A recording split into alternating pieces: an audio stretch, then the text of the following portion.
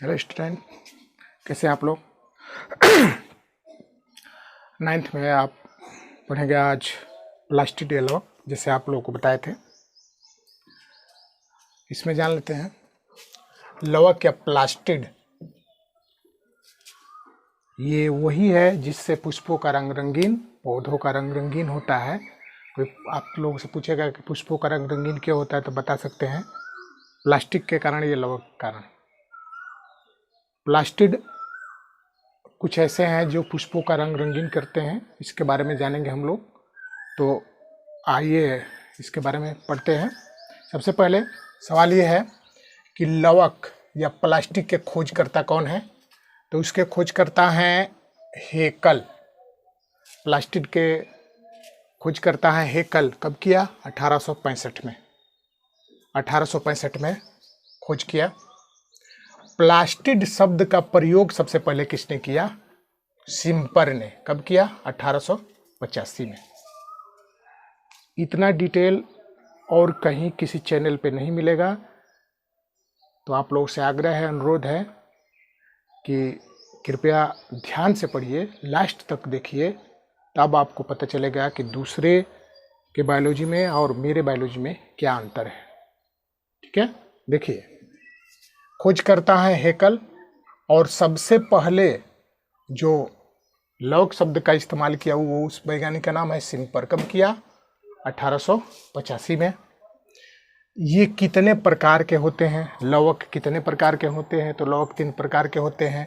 हरित लवक या क्लोरोप्लास्ट, अवर्णी लवक या ल्यूकोप्लास्ट, और तीसरा है वर्णी लवक क्रोमोप्लास्ट।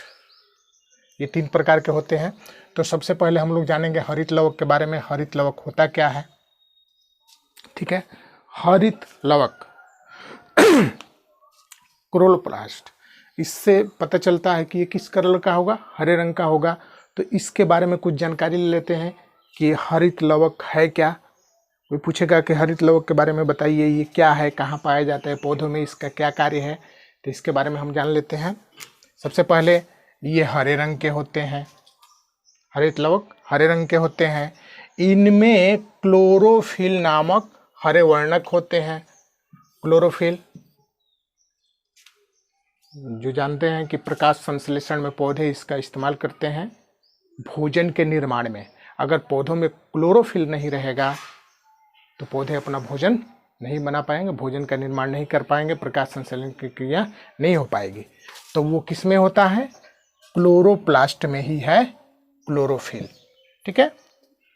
तीसरा है क्लोरोप्लास्ट मुख्य रूप से पौधों की पत्तियों, ये पाया के कहा जाता है। ठीक है, ये जान गए कि पौधों में है, तो पौधों के किस भाग में पाया जाता है? तो पत्तियों में, कोमल भागों में और अपरिपक्व फलों में। पत्तियां कैसी हैं? हरी हैं, उसमें क्लोरोप्लास्ट है।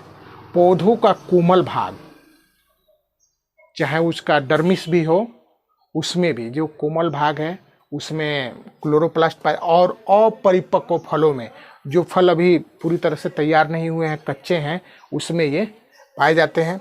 उसके बाद ये केवल प्रकाश संश्लेषी पौधों में पाए जाते हैं, अर्थात पादप तो बहुत हैं, लेकिन उन्हीं पादपों में क्लोरोप्लास्ट पाया जाता है जिसमें जो पौधे प्रकाश संश्लेषण करते हैं, प्रकाश संश्लेषण की क्रिया को करते हैं, उन्हीं में क्लोरोप्लास्ट पाया जाता है। ठीक है। अगला है, हाँ, इनका आकार कैसा होता है? तो ये गोल, चपटे, रिबन के समान, जालिका रूपी या सर्पिल आदि आकारों के होते हैं। ठीक है। कैसे होंगे? गोल होंगे या चपटे होंगे या रिबन के समान होंगे या जालिका रूपी या सर्पिल आकार के होंगे। ठीक है।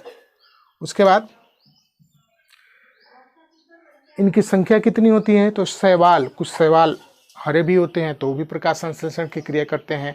तो शैवालों में इनकी संख्या मात्र 2 ही होती है। शैवालों में, कोई पूछेगा कि क्या शैवाल भी प्रकाश संश्लेषण की क्रिया करते हैं, तो आप लोग बोलेंगे हाँ करते हैं। जो हरे शैवाल हैं तो उसमें क्लोरोप्लास्ट की संख्या कितनी होती है? तो बोलेंगे 2। उनमें क्लोरोप्लास्ट की संख्या कितनी होती है? 2। वहीं जब बीजी पौधे होते हैं, मतलब आवृत बीजी पौधे, तो आवृत बीजी पौधों में इनकी संख्या हो जाती है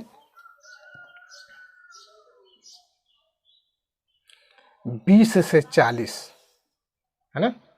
जबकि आवृत बीजी पौधों की कोशिकाओं में इनकी संख्या होती है 20 से 40, जबकि शैवाल में इनकी संख्या होती है मात्र 2। अब आकार हम जान गए कि ये रिबन के आकार का होता है, जो गोल होता है, चपटा होता है।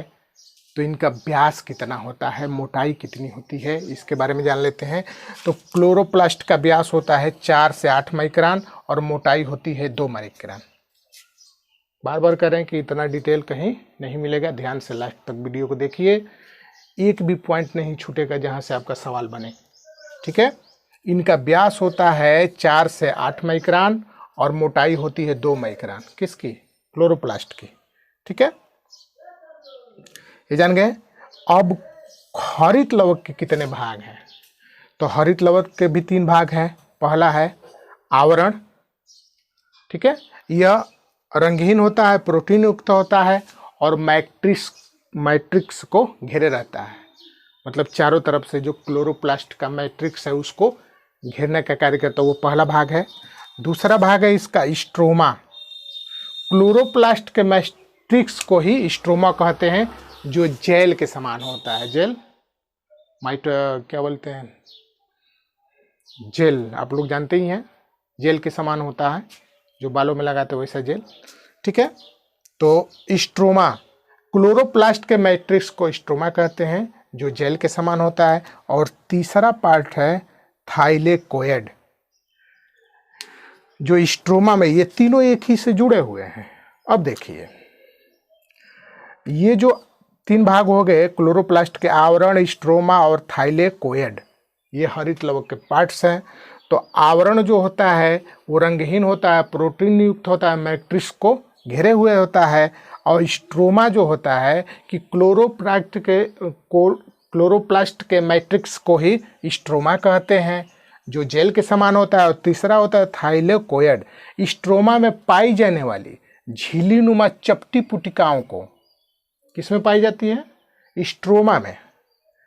ये इससे रिलेटेड है, ये मतलब ये तीनों एक दूसरे से संबंधित है। स्ट्रोमा में पाई जाने वाली झिल्ली नुमा चपटी पुटिकाओं को थाइलेकोइड कहते हैं, जो सिक्के के समान होते हैं, जो 10 से 100 एकत्र होकर सिक्कों के समान ढेरी बनाते हैं, जिसको ग्रेनम कहते हैं।